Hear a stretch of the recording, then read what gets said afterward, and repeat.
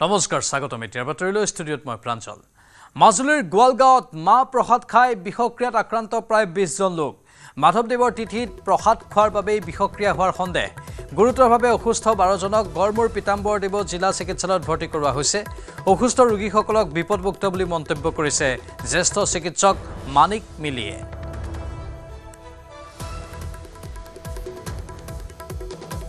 এই যে যোৱাকালি মাধৱদেৱৰ তিথি আছিল তিথিত মানে মা প্ৰসাদ যে গাজি মা প্ৰসাদ বুলি দিয়ে মই নামত মানে গাটো বৰ ঠিক নহয় কাৰণে প্ৰসাদ তেনেকৈ লোৱা নাই অকণমান লৈ পেলাই সিহঁত লৈ পেলাই সেইকেইটাকে মুখত সোমাইছোঁ কিন্তু আমাৰ যিসকল আহিছে ইয়ালৈ তেওঁলোকৰ কণ্ডিশ্যন ঠিকে আছে ষ্টেবল পইজনিংটো ৰিজনটো এতিয়া খাদ্যতে হ'ব খাদ্যৰ বুধবাৰ নেকি মাৰ প্ৰসাদ বুলি শুনিছোঁ মানে যিমানখিনি ৰাইজ আছিল প্ৰায়বিলাক মানুহৰে হৈছে মানে খাই পেলাই মগু খাইছিলোঁ কালি দিনত সেইটো পাই হৈছে বুলি ভাবিছোঁ আৰু সেইটো পাই হৈছে বুলি ভাবিছোঁ শৌচ হয় বমি হয় মূৰৰ বিষ কঁপনি জ্বৰ এইবিলাক য'তে ত'তে বিষ হৈ যায় খাবলৈ ববলৈ মন নাযায় একো এইটো আৰু কিহৰ কাৰণে গাজিমা খাইছিলোঁ কালি বৰ্তমানলৈকে 12 জন আমি আনিছোঁ আমাৰ 108ত আৰু তাৰ পৰা খবৰ আহি আছে ফুড পয়জনিঙৰ লক্ষণ গোটেইখিনি তেওঁলোকৰ ভমিটিং হৈছে আৰু ডায়েৰিয়া হৈছে এইখিনি লক্ষণ আৰু উইকনেছো আছে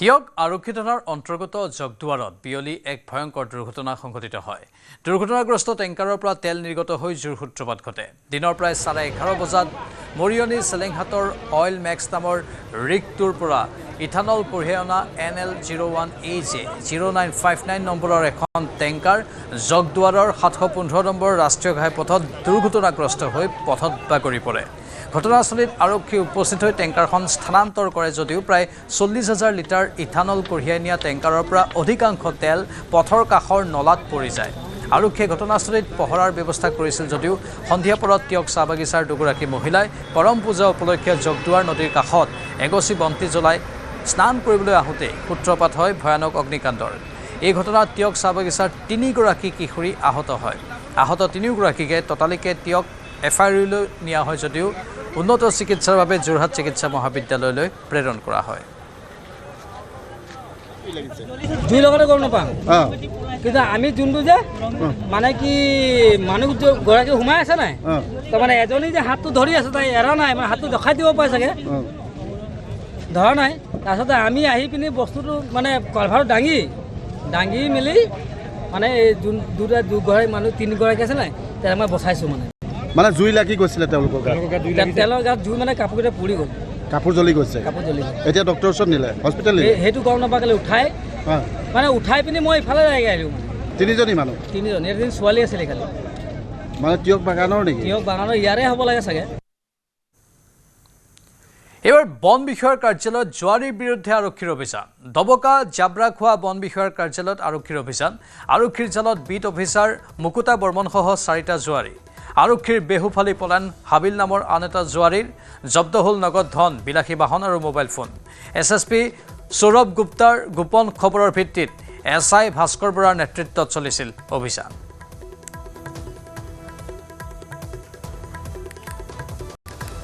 বন বিষয়াৰ কাৰ্যালয়ত জোৱাৰীৰ বিৰুদ্ধে আৰক্ষীৰ অভিযানৰ খবৰ কেইখনমান আলোকচিত্ৰ আৰু লগতে কিছু ভিডিঅ' ফুটেজ দেখুৱাইছোঁ দবকা জাবৰাখোৱা বন বিষয়াৰ কাৰ্যালয়ত আৰক্ষী অভিযান চলায় আৰক্ষীৰ জালত পৰিছে বিট অফিচাৰ মুকুতা বৰ্মনসহ 4টা জোৱাৰী আৰক্ষীৰ বেহুফালি পলান হাবিল নামৰ আন এটা জোৱাৰীৰ জব্দ হৈছে নগদ ধন বিলাসী বাহন আৰু মোবাইল ফোন SSP সৌৰভ গুপ্তাৰ গোপন খবৰৰ ভিত্তিত SI ভাস্কৰ বৰাৰ নেতৃত্বত চলিছিল এই অভিযান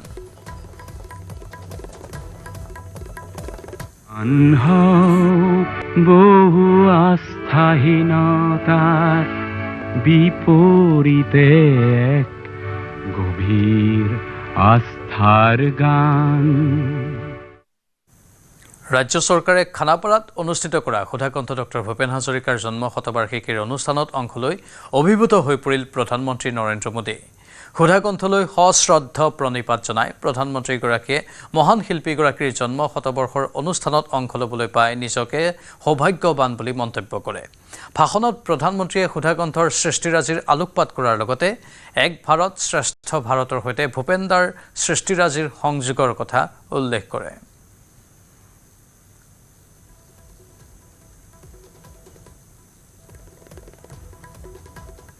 demand a society to be casteless, classless, and to live in harmony, peace, progress, unity, and non-violence. To live the romance of life. প্রচণ্ড ধুমুহাই প্রশ্ন করিলে মোক তোমার প্রাপ্য কি কোৱা মনৰ দুৱাৰ মেলি নিৰ্ভীকভাৱে কলো তোমাৰ শক্তিখিনি দিয়া বজ্ৰৰ গৰ্জনে বক্ষ উজাৰি কলে তোমাৰ কাম্য কি কোৱা মই কলো বজ্ৰ তোমার শক্তিশালী উদাত্ত কণ্ঠ তেতিয়া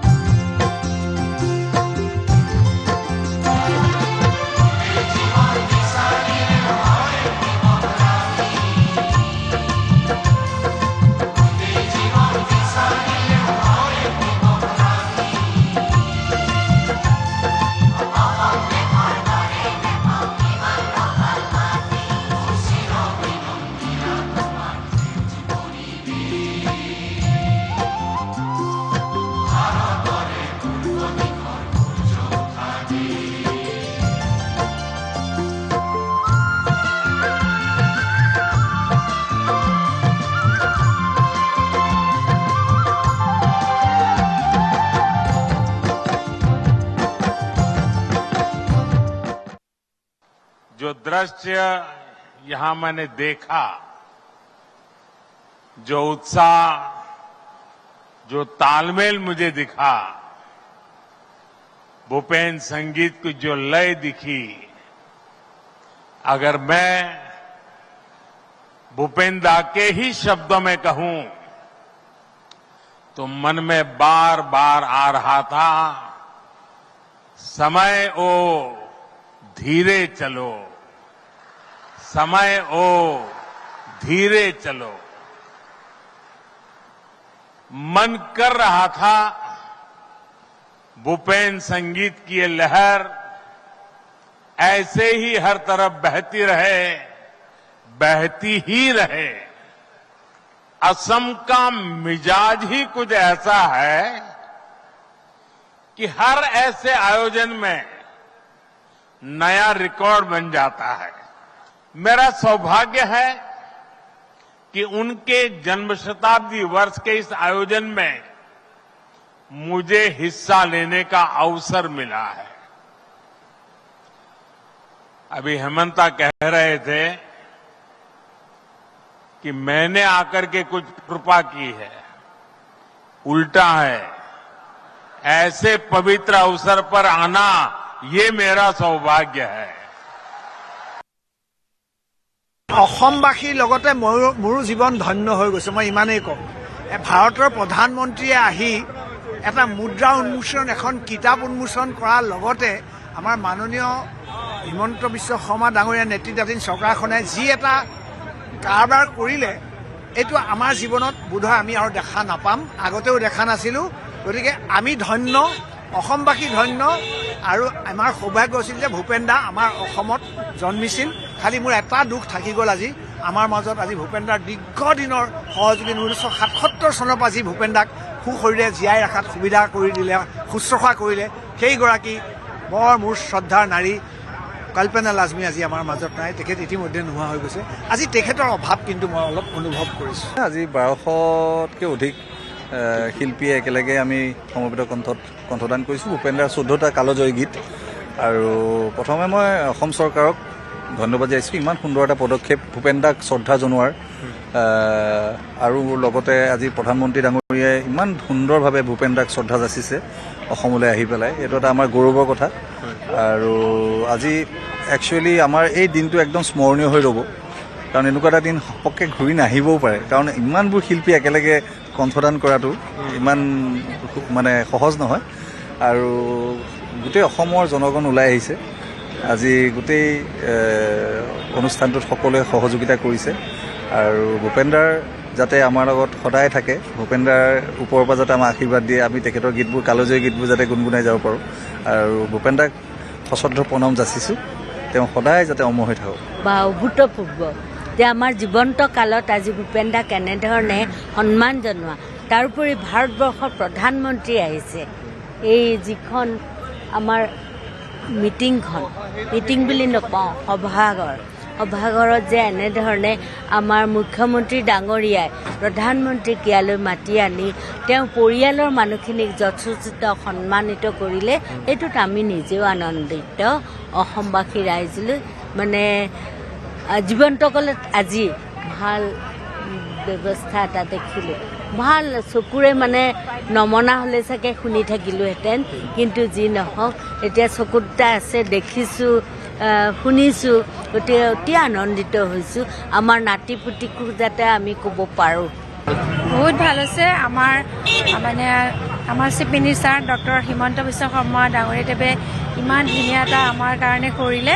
আমাৰ ধৰক ডক্টৰ সুধাকন্ত দা, যিহেতুকে আমাৰ সকলোৰে মৰমৰ গোটেই অসমবাসী মানে ভাৰতৰ, তেওঁ আজি এনেকুৱা জন্ম শতবাৰ্ষিকী পালাৰ কাৰণে বহুত বহুত ধন্যবাদ। আমি পাৰফৰ্মেঞ্চ কৰিছোঁ, গানবোৰ গালোঁ, বহুত ভাল লাগিছে। আমি সকলোৱে আচলতে গৌৰৱ অনুভৱ কৰিছোঁ।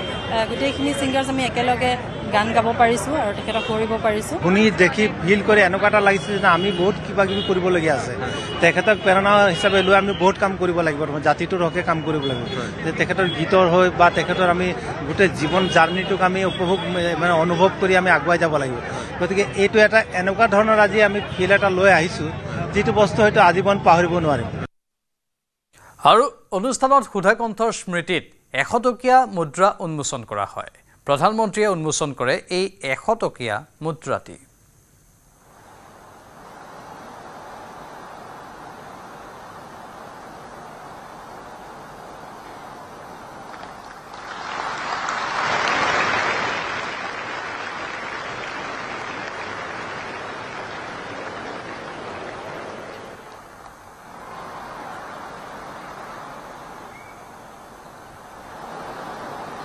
धन्यवाद महोदय।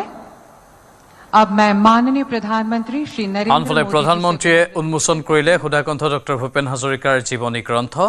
অনুৰাধা শৰ্মা পূজাৰীয়ে লিখি উলিয়াইছে জীৱনী গ্ৰন্থখন। ভাৰতৰ সকলো ভাষালৈ অনুদিত হ'ব এই গ্ৰন্থখন।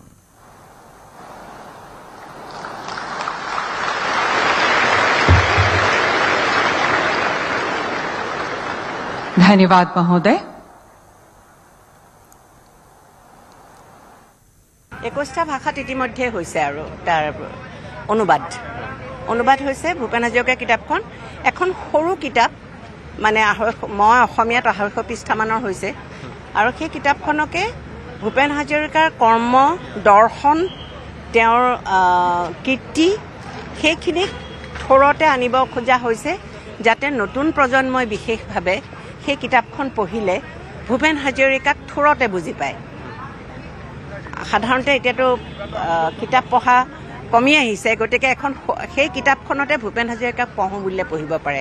অন্ততঃ নতুনকৈ যিসকলে গান লিখিব, নতুনকৈ যিসকলে গীতৰ চৰ্চা কৰি আছে, তেওঁলোকেও সেই কিতাপখনৰ পৰা মই অনুপ্ৰেৰণা পাব বুলি ভাবোঁ।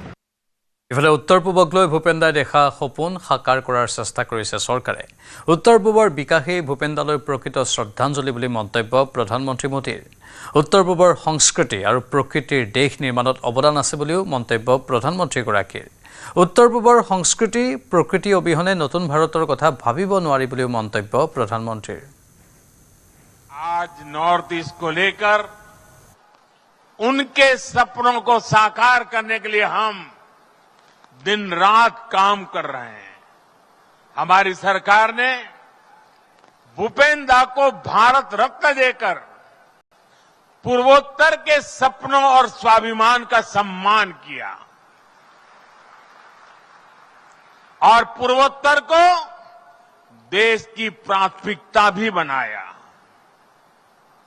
हमने देश के सबसे लंबे ब्रिजेज में से एक असम और अरुणाचल को जोड़ने वाला ब्रिज बनाया तो उसका नाम भूपेन हजारिका ब्रिज रखा। आज असम और पूरा पूर्वोत्तर तेज गति से आगे बढ़ रहा है। विकास के हर आयाम में नए रिकॉर्ड बनाए जा रहे हैं। विकास की ये सिद्धियां देश की ओर से भूपेन्द्र दा को सच्ची श्रद्धांजलि है। साथियों, हमारे असम ने, हमारे पूर्वोत्तर ने भारत की सांस्कृतिक विविधता में हमेशा बड़ा योगदान दिया है। इस धरती का इतिहास, यहां के पर्व, यहां के उत्सव, यहां की कला, संस्कृति, यहां की प्राकृतिक सुंदरता, इसकी दैवीय आभा और इस सबके साथ भारत माता की आन बान शान और रक्षा के लिए यहां के लोगों द्वारा दिए गए बलिदान, इसके बिना हम अपने महान भारत की कल्पना नहीं कर सकते। हमारा पूर्वोत्तर तो देश के लिए नए प्रकाश, नई रोशनी की धरती है। ভূপেন্দ্ৰৰ সৃষ্টিৰাজিক ঘৰে ঘৰে লৈ যোৱাৰ প্ৰয়াস কৰিছে চৰকাৰে। ভূপেন্দ্ৰৰ গীতত এক ভাৰত শ্ৰেষ্ঠ ভাৰতৰ ছবি প্ৰবাহমান হৈছে। সুধাকণ্ঠ ডক্টৰ ভূপেন হাজৰিকাৰ জন্ম শতবাৰ্ষিকীৰ অনুষ্ঠানত অংশ লৈ এই মন্তব্য প্ৰধানমন্ত্ৰী নৰেন্দ্ৰ মোদীৰ। ভূপেন্দ্ৰৰ গীত গংগাৰ দৰে প্ৰবাহমান হৈছে বুলি মন্তব্য কৰে মোদীয়ে। কেইবাটাও কালজয়ী গীতৰ কলি আওৰাই সুধাকণ্ঠলৈ সশ্ৰদ্ধ প্ৰণিপাত প্ৰধানমন্ত্ৰীৰ। অসমবাসীৰ লগতে সমগ্ৰ ভাৰতবাসীক ভূপেন্দ্ৰৰ জন্ম শতবাৰ্ষিকীৰ শুভেচ্ছাও জ্ঞাপন কৰে মোদীয়ে। भूपेन हजारिका जी ने जीवन पर्यंत संगीत की सेवा की। संगीत जब साधना बनता है तो वो हमारी आत्मा को छूता है और संगीत जब संकल्प बनता है तो वो समाज को नई दिशा दिखाने का माध्यम बन जाता है।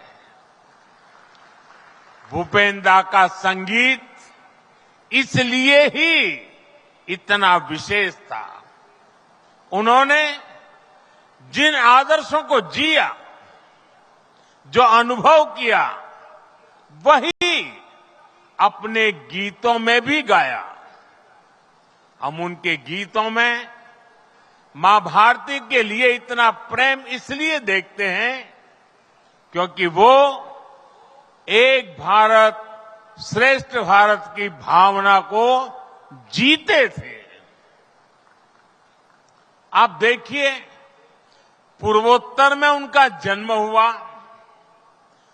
ब्रह्मपुत्र की पावन लहरों ने उन्हें संगीत की शिक्षा दी। फिर वो ग्रेजुएशन के लिए काशी गए। ब्रह्मपुत्र की लहरों से शुरू हुई भूपेन्द्र दा की संगीत साधना गंगा की कलकल से सिद्धि में बदल गई। काशी की गतिशीलता ने उनके जीवन को एक अविरल प्रवाह दिया। वो एक यायावर यात्री बन गए। उन्होंने पूरे भारत का भ्रमण किया, फिर पीएचडी करने अमेरिका तक गए, लेकिन जीवन के हर पड़ाव पर वो असम की धरती से एक सच्चे बेटे की तरह जुड़े रहे। उनका गीत मानु है मानु होर बाबे, जो दिए ओ कोनु ना भावे, ओ कोनी हो अनुभूति रे, भावी वो कोने नु कुआ। अर्थात अगर मनुष्य ही मनुष्य के सुख दुख दर्द तकलीफ के बारे में नहीं सोचेगा तो फिर कौन इस दुनिया में एक दूसरे की चिंता करेगा। आज भारत गांव, गरीब, दलित, वंचित, आदिवासी के जीवन को बेहतर बनाने में लगा है।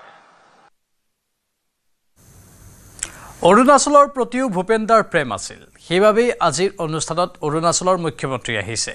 অৰুণাচলক লৈ ভূপেন্দাই ৰচিছিল এটি কালজয়ী গীত। উত্তৰ পূবক লৈ তেওঁৰ সপোন সাকাৰ কৰাৰ বাবে আমি দিন ৰাতি কাম কৰিছোঁ। সুধাকণ্ঠৰ জন্ম শতবাৰ্ষিকীৰ অনুষ্ঠানত অংশ লৈ এই মন্তব্য প্ৰধানমন্ত্ৰীৰ। साथियों, अरुणाचल से भी उन्हें उतना ही प्रेम था और इसीलिए अरुणाचल के मुख्यमंत्री आज विशेष रूप से आए हैं। भूपेंद्र ने लिखा, अरुण किरण शीश भूषण, भूमि सुरमयी सुंदरा, अरुणाचल हमारा, अरुणाचल हमारा। साथियों, एक सच्चे राष्ट्रभक्त हृदय से निकली आवाज कभी निष्फल नहीं होती। आज नॉर्थ ईस्ट को लेकर उनके सपनों को साकार करने के लिए हम दिन रात काम कर रहे हैं।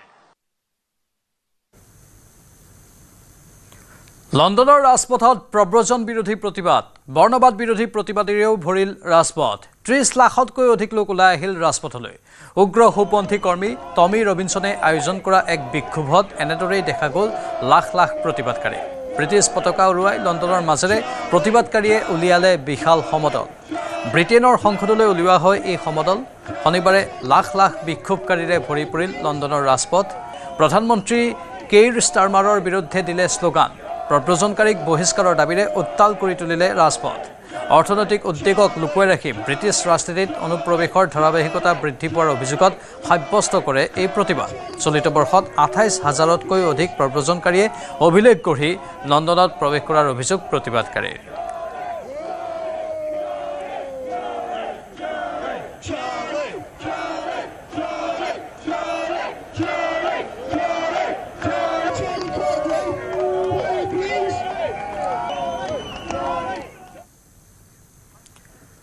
শান্তি আৰু উন্নয়নৰ বাৰ্তাৰে আজি মণিপুৰ ভ্ৰমণ কৰিলে প্ৰধানমন্ত্ৰী মোদীয়ে। গোষ্ঠীগত সংঘৰ্ষৰ অভিকেন্দ্ৰস্বৰূপ চুৰাচান্দপুৰত গৃহহীন শিশুৰ সৈতে মত বিনিময় কৰে প্ৰধানমন্ত্ৰীয়ে। চুৰাচান্দপুৰত 7,300 কোটি আৰু ইম্ফলত 1,200 কোটি টকাৰ উন্নয়নমূলক প্ৰকল্পৰ আধাৰশিলা স্থাপন আৰু উদ্বোধন কৰে প্ৰধানমন্ত্ৰীয়ে। প্ৰতিকূল বতৰৰ বাবে ইম্ফল বিমানবন্দৰৰ পৰা 65 কিলোমিটাৰ স্থলপথেৰেই যাত্ৰা কৰি চুৰাচান্দপুৰত উপস্থিত হয় প্ৰধানমন্ত্ৰীগৰাকী।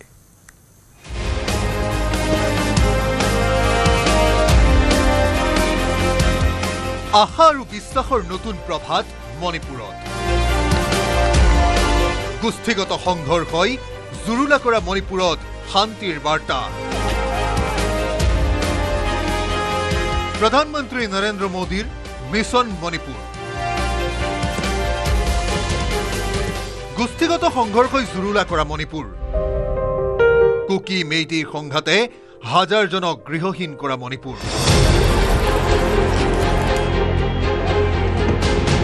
নিৰ্বস্ত্ৰ নাৰীৰ আৰ্তনাদে বুকু কপোৱা মণিপুৰ।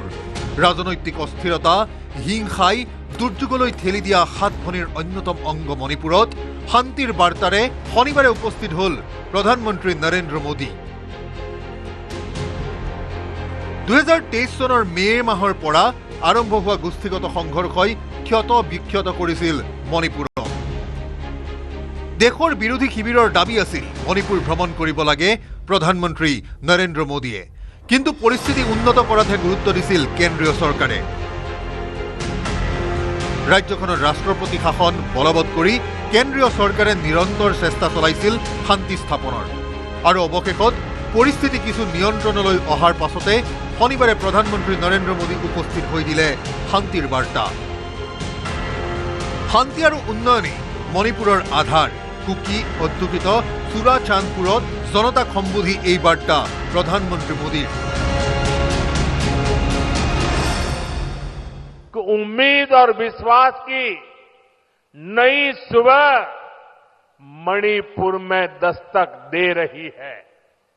साथियों, किसी भी स्थान पर विकास के लिए शांति की स्थापना बहुत जरूरी है। হিংসাত্মক ঘটনাৰ অভিকেন্দ্ৰ চুৰাচান্দপুৰত উপস্থিত হৈ গৃহহীন শিশুৰ সৈতে মত বিনিময় কৰে প্ৰধানমন্ত্ৰী মোদীয়ে। প্ৰতিকূল বতৰৰ বাবে ইম্ফল বিমানবন্দৰৰ পৰা 65 কিলোমিটাৰ স্থলপথেৰে চুৰাচান্দপুৰত উপস্থিত হয় প্ৰধানমন্ত্ৰী নৰেন্দ্ৰ মোদী।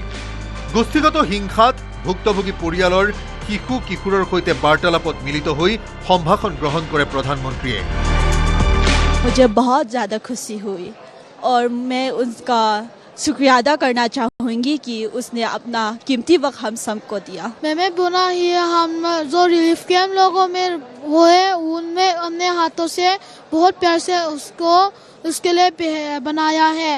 उसने कहा कि बहुत बहुत अच्छा, वो भविष्य में भी ऐसा करो। অন্তৰংগ আলাপৰ পাছতে চুৰাচান্দপুৰত ৭,৩০০ কোটি টকাৰ উন্নয়নমূলক প্ৰকল্পৰ আধাৰশিলা স্থাপন আৰু উদ্বোধন কৰে দেশৰ প্ৰধানমন্ত্ৰীগৰাকীয়ে। মণিপুৰ ইনফোটেক প্ৰকল্পৰো আধাৰশিলা স্থাপন প্ৰধানমন্ত্ৰীৰ। ২৫০০ কোটি টকাৰ ব্যয় সাপেক্ষে নিৰ্মাণ হোৱা ৫টাকৈ ৰাষ্ট্ৰীয় ঘাইপথ আৰু ৯টাকৈ স্থানত নিৰ্মাণ হোৱা মহিলাৰ বাবে আৱাসগৃহ উদ্বোধন কৰে প্ৰধানমন্ত্ৰীয়ে। ইম্ফলত ১,২০০ কোটিৰ প্ৰকল্পৰ উদ্বোধন প্ৰধানমন্ত্ৰীৰ। উন্নয়নৰ দ্বাৰা মণিপুৰত নতুন সূৰ্যোদয় হোৱাৰ আশা প্ৰধানমন্ত্ৰী নৰেন্দ্ৰ মোদীৰ। মোদীৰ আগমনক লৈ উচ্ছ্বসিত মণিপুৰৰ জনতা। কুকি আৰু মেইটেই দুয়োপক্ষক শান্তিৰ মাধ্যমেৰে ৰাজ্যখনক আগুৱাই নিয়াৰ আহ্বান প্ৰধানমন্ত্ৰী মোদীৰ। দেশৰ প্ৰধানমন্ত্ৰীগৰাকীক ৰাজকীয় আদৰণি জনালে মণিপুৰৰ জনতাই।